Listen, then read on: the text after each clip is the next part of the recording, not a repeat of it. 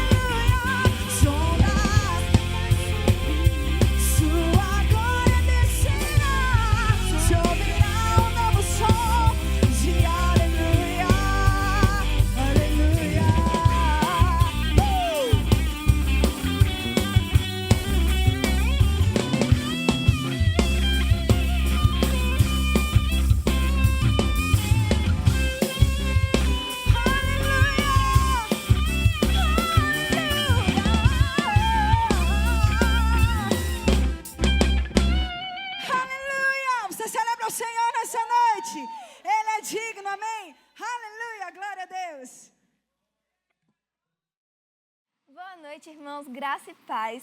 Vamos falar agora sobre dízimos e ofertas, um momento maravilhoso do nosso culto, amém? Vamos abrir lá em Provérbios, no capítulo 11, a partir do versículo 24. Diz assim: quem dá com generosidade vê suas riquezas se multiplicarem.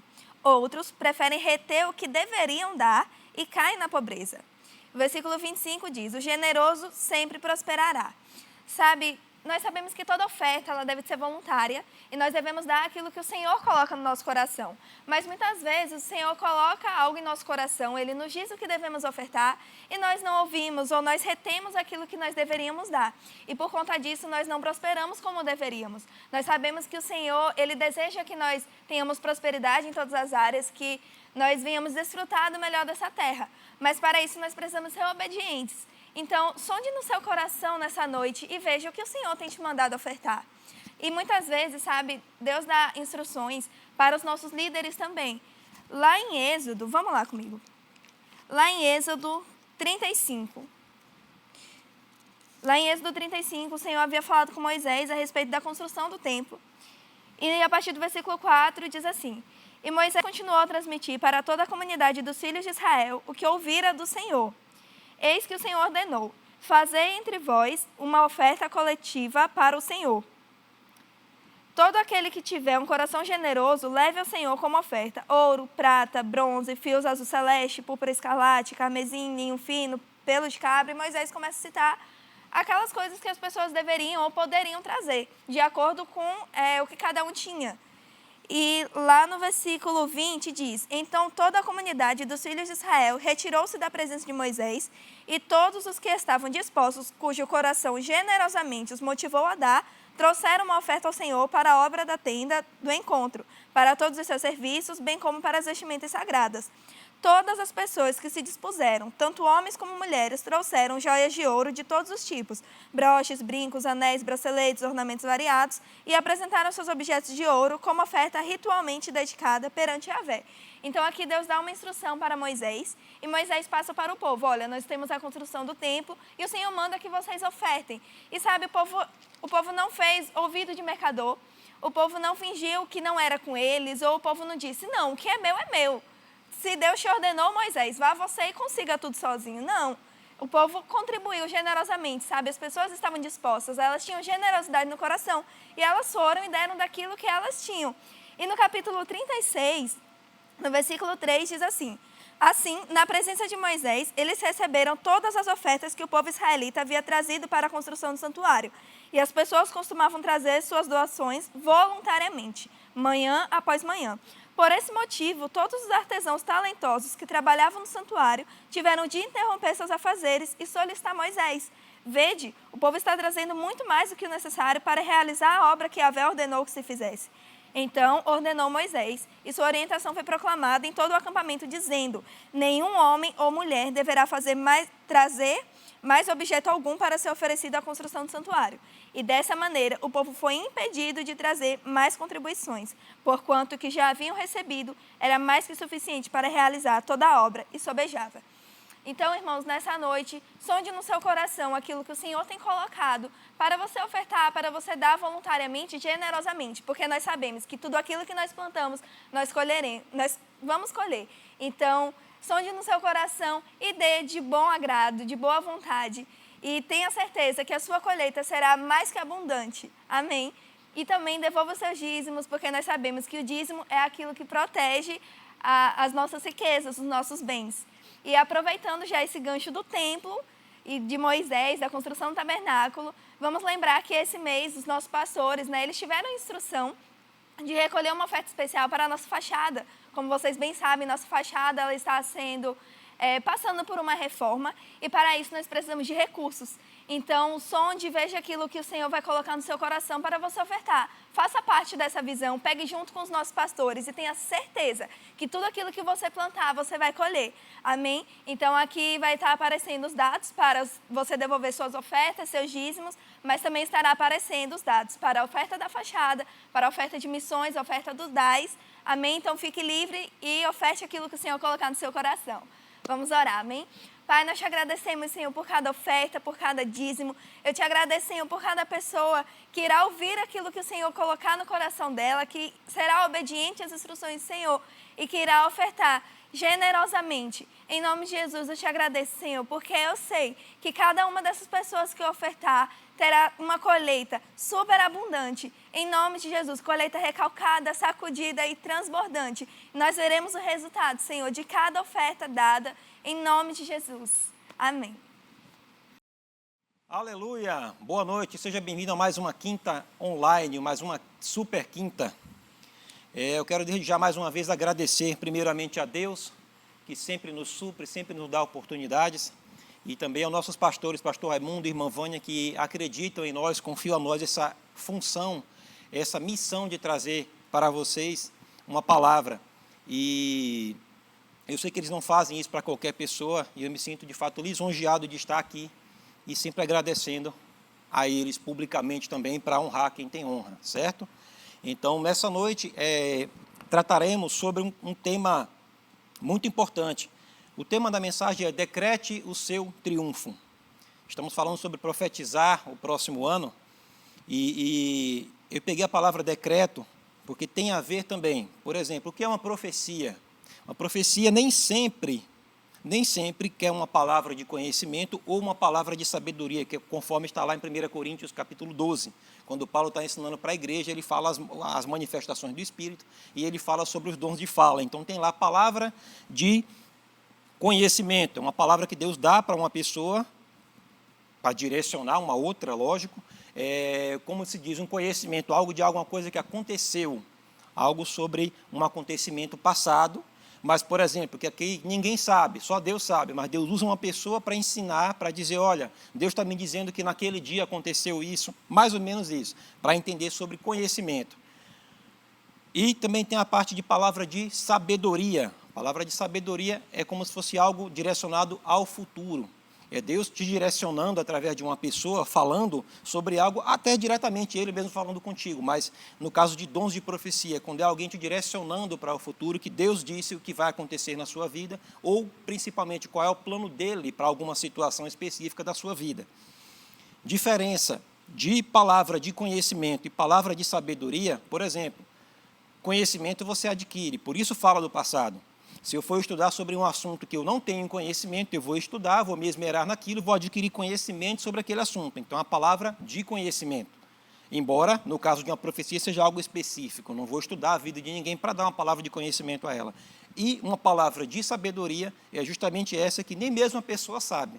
A palavra sabedoria vem de Deus, diretamente de Deus. Existem pessoas cultas que têm bastante conhecimento, mas tem pessoas que são sábias. São coisas bem diferentes. E vamos entrar aqui. Como foi que Deus criou todas as coisas? Falando. Então, falar a palavra de Deus, falar o que Deus fala, é uma forma de profecia. Vamos lá, Deus ele criou todas as coisas falando, está lá em Gênesis. Ele disse, haja isso, haja peixe, haja planta. Vai ler o capítulo de Gênesis lá mostrando como Deus criou todas as coisas. Só que quando chegou para criar o homem, ele não disse, haja o homem. Porque seria redundante. O homem, ele é a imagem e semelhança de alguém que já existia. Ele não tinha como dizer, haja eu. Porque ele disse, haja alguém da minha imagem, haja alguém conforme a nossa imagem e a nossa semelhança. Haja alguém que faça como eu, que crie as coisas falando, que profetize, que olhe para o caos, olhe para as coisas que estão faltando e diga, haja, chega, venha, traga. Esse foi o propósito de Deus quando Ele criou o homem. Por isso que Ele disse, domine sobre os peixes, domine sobre as aves. Nenhuma outra espécie fala, tem esse poder de fala. Até mesmo uma ave que repete uma palavra ou outra, ela repete um som, mas ela não sabe o que está falando. Ela não tem o dom que Deus deu para ela de dizer, faça isso, crie, profetize, chame a existência. E o que acontece? Eu peguei aqui a definição de um decreto, porque a profecia, no caso, sendo direta a um decreto, é algo mais específico. Quando você decreta, atualmente a gente está vivendo situações, né, onde existem decretos governamentais sobre algum assunto da área de saúde, enfim. Eu peguei aqui a definição que um decreto, em termos gerais e globais,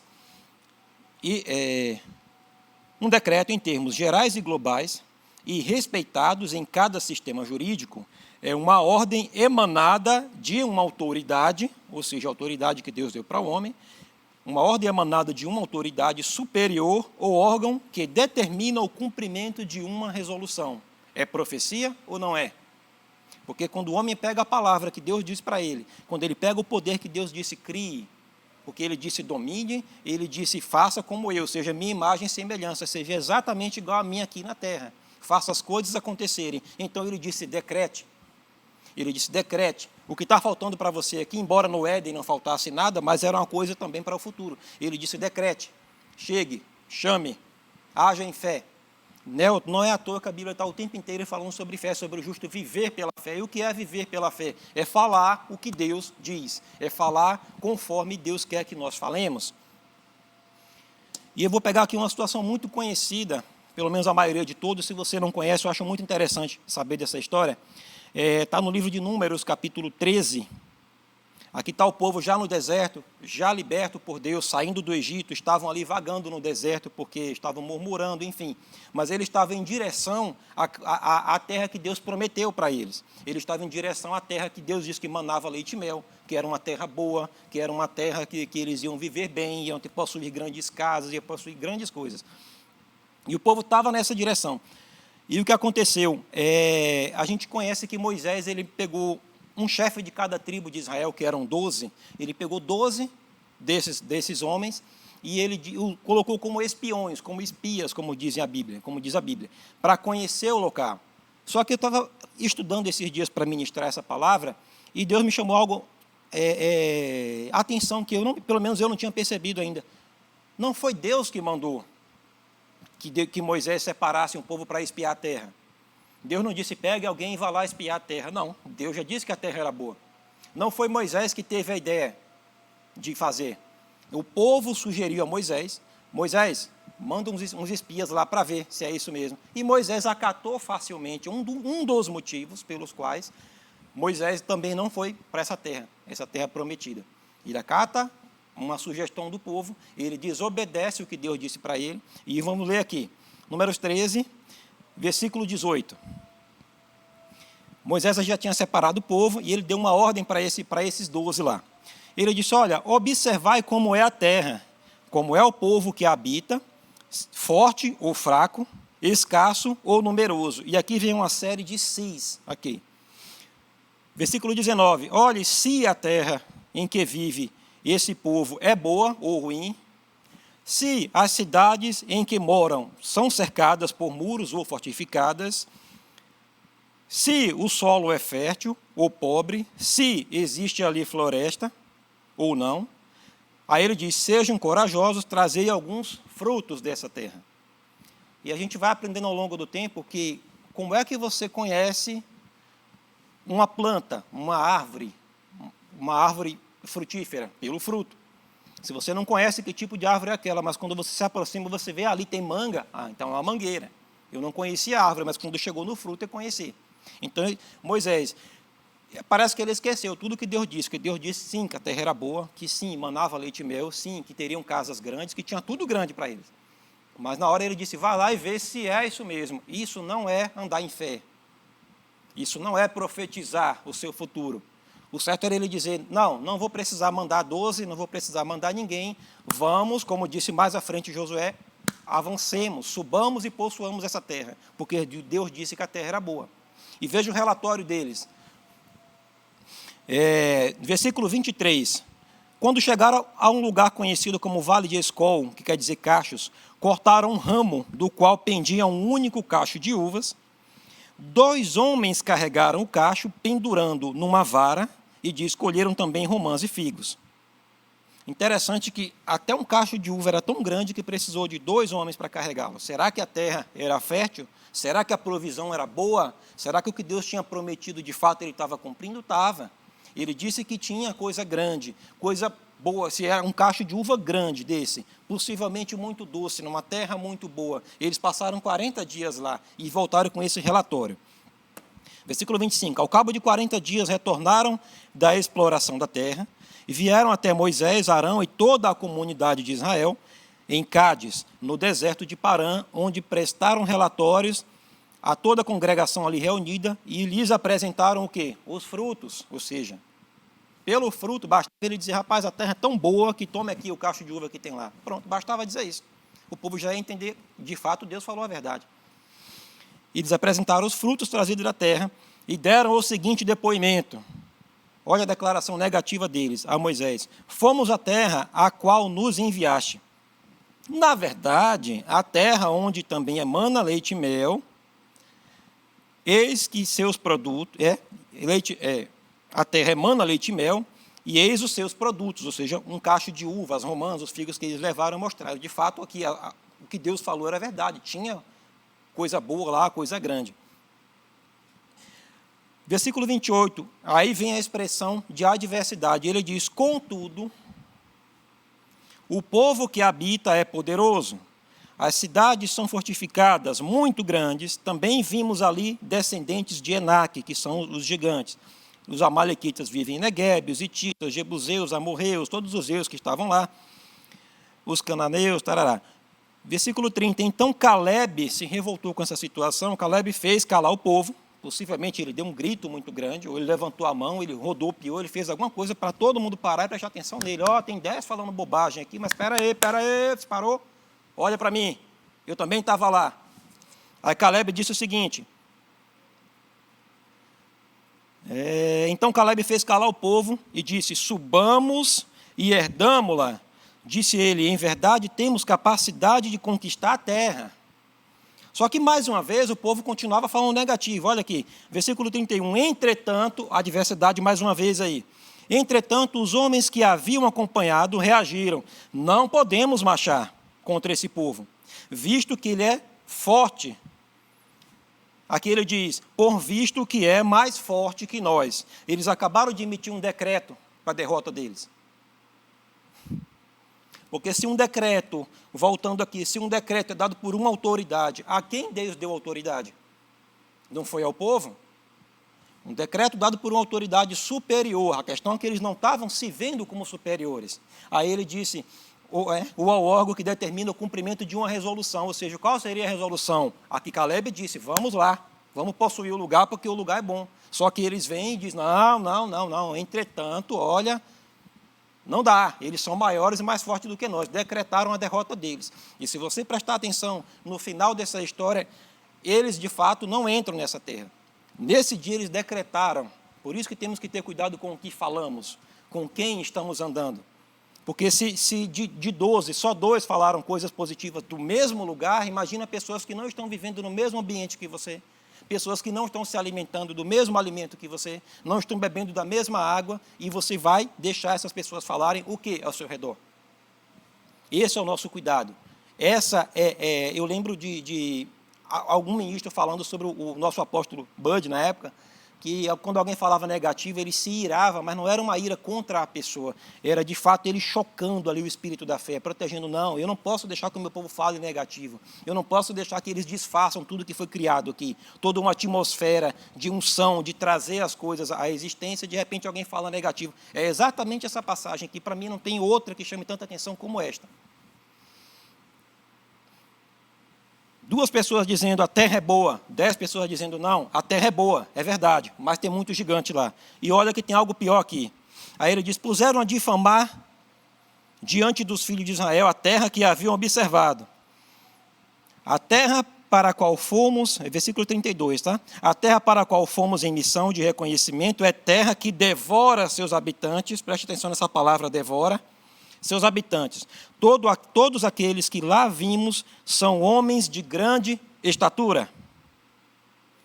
Grande estatura, está falando dos gigantes. Se o problema é gigante, a solução tem que ser gigante também. Vamos lá, versículo 33. Lá também vivem, ou seja, os gigantes, os descendentes de Enaque, que ele havia citado antes. Ele diz, de quem parecíamos a nós e a eles gafanhotos. A Bíblia não diz, irmãos, a Bíblia não diz que esses gigantes, o povo da terra, viram os 12 espias lá, 12 hebreus que haviam lá. Isso não é um relatório que está escrito, estavam lá os gigantes e viram, 12 caras pequenininhos ali, são igual gafanhoto para a gente. Não vou nem dar moral para eles. Eles passaram 40 dias lá, nem chamaram atenção. A Bíblia não diz isso, se a Bíblia não relata isso, para mim não é verdade. Em momento algum diz isso, ao contrário, você vai ver lá quando invadiram Jericó, a Raabe que deu guarida ali para o povo que estava espiando a terra, ela disse, ouvimos falar sobre o seu Deus, e o que ele fez, que abriu o mar, que fez isso, que fez aquilo outro. O povo, na verdade, tinha medo. Só que, diante da visão desses 10 que estavam aqui, dizendo, não, existe muito gigante, existe muito problema, mas nós somos para eles como gafanhoto, somos pequenininhos como gafanhoto. E eu pedi para você prestar atenção na palavra devora, porque mais para frente está aqui, no capítulo 14, já na frente, eles estão falando, continua o assunto ali, no versículo 6, está aqui, dentre aqueles que espiaram a terra, Josué, filho de Num, e Calebe, filho de Jefoné, rasgaram imediatamente as suas vestes. Isso era um sinal de repúdio, era um sinal de você dizer, meu Deus, eu não aguento isso. E rasgar as vestes ali, diante de Deus, e disse, e exclamaram perante toda a comunidade dos israelitas, ali reunida, a terra em que missão fomos averiguar é muito boa, é um lugar excelente. Em nenhum momento eles falam do gigante, eles não negaram que existiam gigantes lá. Eles não disseram, é mentira, não tem gigante lá. Não tem gigante sim, mas eles focaram na parte boa. E é por isso que muita gente não tem avançado, muita gente não tem crescido na sua caminhada espiritual, na sua vida, enfim, comum do lar, porque está focando no problema, está achando que o problema é maior do que você, mas o problema não é maior do que você. A Bíblia diz que maior que está em nós do que o que está no mundo. E o problema não está em nós, está no mundo, está nos rodeando, mas maior que está em nós. E você está focando, a gente está focando ali num problema, achando que algo é muito grande, só que, na verdade, se você dá um passo para o lado ou um passo para trás, você vê que ele fica pequeno. Tem um problema que basta você se afastar dele. O pecado, por exemplo. O pecado é um problema na vida do ser humano. Mas Deus disse o quê? Fugir da aparência do mal. Ele não diz resista do pecado, ele diz afaste-se. Ou seja, se o pecado é um problema grande na sua vida, se um vício, se enfim, um roubo, não vou definir aqui pecado, mas pecado basta não andar em fé, você já está em pecado. Porque você não precisa de fé para pecar. É uma outra definição que eu achei muito interessante. Tudo que não provém de fé é pecado. Parece uma palavra pesada, mas é porque, na verdade, a única coisa que eu conheço que você não precisa de fé para fazer é para pecar. Para levantar da cama, para respirar, para estar tudo que você é indiferente da fé em quê? Se é fé em você mesmo, se é fé que a cadeira que você senta não vai quebrar, se é fé que o seu carro vai funcionar, é fé. Mas para pecar não precisa de fé. Então a Bíblia diz, se afaste, quanto mais você se afasta daquele problema, mais ele vai ficando longe para você. Mais longe do seu campo de visão, até que você já não sucumbe àquele problema. Então, eles focaram aqui na direção certa. A terra é boa, tem gigante, mas eu não reparei no gigante, não. Eu reparei na casa que eles têm lá. As casas são grandes. Eu reparei nos frutos, os frutos são bons. Eu reparei na terra, a terra é boa. Tem leite, tem mel, tem tudo que Deus falou. O gigante é só um detalhe. E aí eu vou dizer mais. Eu acredito que se eu fosse Josué ali, eu e Calebe, eu não sei quem seria Calebe comigo ali, mas eu acho que talvez eu tivesse escrito que Josué foi o primeiro homem a matar um gigante, e não Davi. Eu acho que a vontade de Josué era de, cara, está tão bom aqui essa terra, que eu nem vou chegar com caixa de uva, eu vou chegar com a cabeça de um gigante para o povo. E vou mostrar, tem gigante sim, mas Deus é maior. Aqui, a cabeça do gigante que a gente conseguiu derrotar. E eu acho que na mesma hora o povo já ia dizer, é verdade, vamos com ele, porque foi assim com Davi. Depois que Davi derrotou Golias, todo mundo ficou feliz, todo mundo, Deus de Israel é bom, mas até então era um gigante problema. Mas se Josué pega esse gigante lá, se ele avança, se os outros 10 pegam com ele ali, porque ele e Calebe, esses outros 10 tem muito gigante aqui, mas somos em 12, irmão. Pega um gigante desse aí, a gente mata, arranca a cabeça, e em vez de levar um cacho de uva para lá para o arraial, leva a cabeça do gigante, e dizer, está aqui, Deus prometeu a terra para a gente, está aqui, subamos e possuamos a terra. Mas a gente precisa de mais Josués, de mais Calebes. Aí ele disse, versículo 8, se o Senhor é propício, ele nos fará entrar nessa terra pessoalmente, que dará a nós. De fato, é uma terra que emana leite e mel. Aí, versículo 9, tão somente não vos rebeleis contra o Senhor, não tenhas medo do povo daquela terra. Aí ele diz, pois os devoraremos como um bocado de pão. E é interessante, porque quando o povo disse, é uma terra que devora, seus visitantes. É uma terra onde tem gigantes que, aos nossos olhos, somos gafanhotos para eles. Sabe o que o gafanhoto faz? O gafanhoto devora. E o gafanhoto não devora coisa pequena, não. Ele devora coisa grande, coisa maior do que ele. O gafanhoto chega numa terra, invade, devora. São 4 fases do gafanhoto, são 4 tipos de gafanhotos diferentes, são 4 fases, lagarta, enfim. Eu vou pegar aqui um texto que está em Joel, no capítulo 1, versículo 4, ele está dizendo de uma desolação que aconteceu naquele tempo. Mas é só para você pegar o exemplo do gafanhoto, o que o gafanhoto faz. Versículo 4, ele diz, olha o que o gafanhoto cortador deixou, que esse é a lagarta. Ele disse, o gafanhoto peregrino comeu, esse é o migrador. E o que o gafanhoto peregrino deixou, o gafanhoto devastador comeu. Cada vez vai piorando. Aí ele diz, e o que o gafanhoto devastador deixou, o gafanhoto devorador comeu. E eu fui pesquisar, não vai dar tempo de ler tudo isso aqui, mas fui pesquisar sobre essas fases do gafanhoto. A primeira é a mais sutil, porque é chamada de lagarta. Ele já está ali, mas o dono da terra não sabe. Ele é como o pecado, às vezes está ali perto de você, você não está dando muita tela, de repente ele vai corroendo.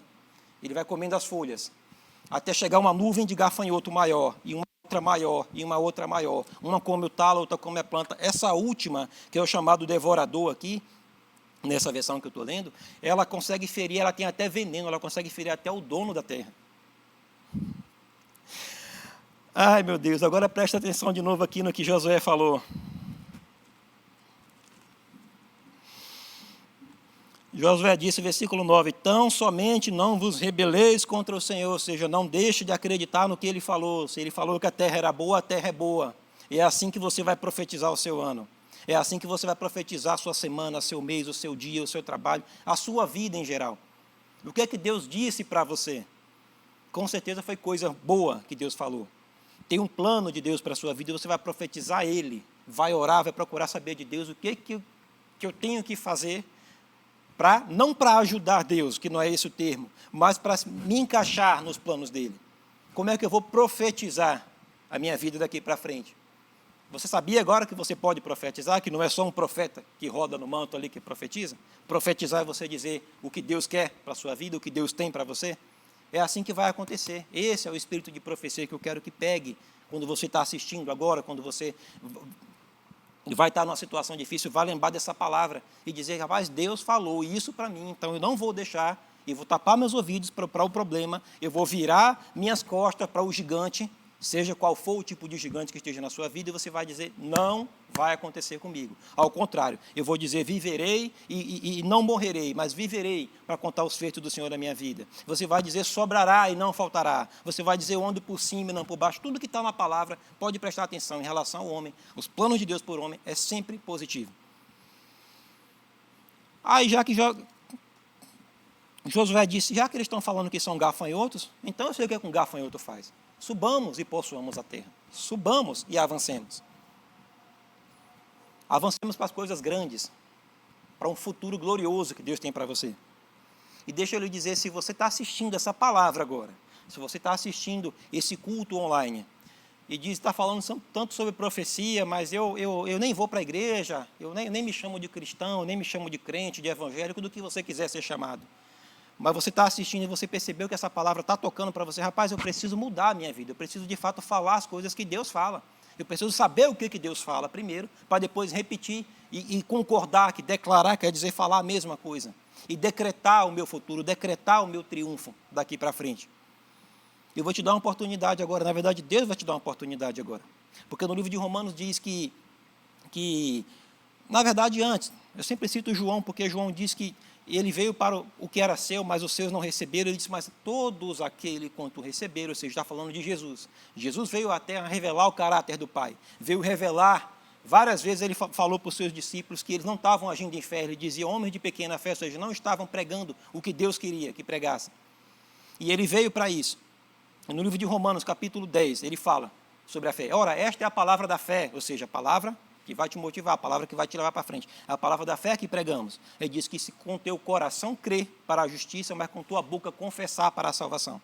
Então você vai fazer uma confissão agora. Eu não estou entendendo muito isso. Sim, você vai confessar que Jesus é o seu Senhor. Você vai recebê-lo como seu Senhor e seu Salvador agora. Não só como um Jesus, um personagem que você ouviu falar, até tem fé, vai na igreja de vez em quando, mas você vai entender que de fato eu preciso andar como Deus quer que eu ande. E qual o maior exemplo do que esse? Se não andar como Cristo andou, se não receber o novo nascimento.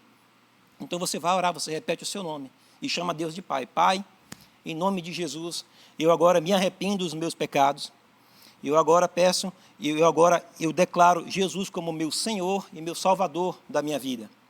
Agora, meu Senhor, para tomar conta da minha vida, e meu Salvador, sim, para me livrar da morte, me livrar do inferno, do castigo eterno, porque esse foi o principal propósito dele. E nesse momento, se você fez essa oração, a Bíblia diz que todo aquele que invocar o nome do Senhor será salvo. Se você acabou de invocar o nome de Jesus como seu Senhor e seu Salvador, é o que a Bíblia diz, você agora é um nascido de novo, você agora é um filho de Deus. Deu-lhes o poder, não foi só o direito, o poder de se tornar filho de Deus. E como sempre a gente indica, sim, vai aparecer para você um link para você entrar em contato com a igreja. Por que eu tenho que entrar em contato com a igreja? Você não é obrigado a fazer isso, mas a gente sempre dá o exemplo de um bebê. Um bebê, depois que ele nasce, ele precisa de cuidados, ele precisa de alguém que cuide dele. Ou um exemplo também de uma escola, de uma faculdade, de um curso, alguma coisa que você tem que aprender, você vai participar, você vai andar com pessoas que conhecem mais do que você para te ensinar sobre isso, sobre a profecia, sobre a palavra de Deus, sobre falar como Deus fala. Que palavra é essa da fé que eu nunca ouvi? É isso mesmo. Essa é a palavra que Deus quer para a sua vida. Então, se você fez isso, entre em contato, sim. Venha conhecer a igreja. Vá para uma outra igreja, mas vá para uma igreja que pregue essa palavra da fé. Está pregando a Escritura, está falando sobre a palavra? Seja bem-vindo ao corpo de Cristo. Você agora é, sim, um cristão. Porque é indiferente de, é uma religião, uma placa de igreja, não. Mas, como eu disse, venha para cá, venha receber um cuidado, venha receber um carinho, venha conhecer pessoas que querem andar contigo e não te ensinar porque são superiores, mas porque também estamos aprendendo de fé em fé, de passo em passo, como chegar nessa visão que Deus quer para nós. Amém? Então, muito obrigado. Até a próxima oportunidade, em nome de Jesus.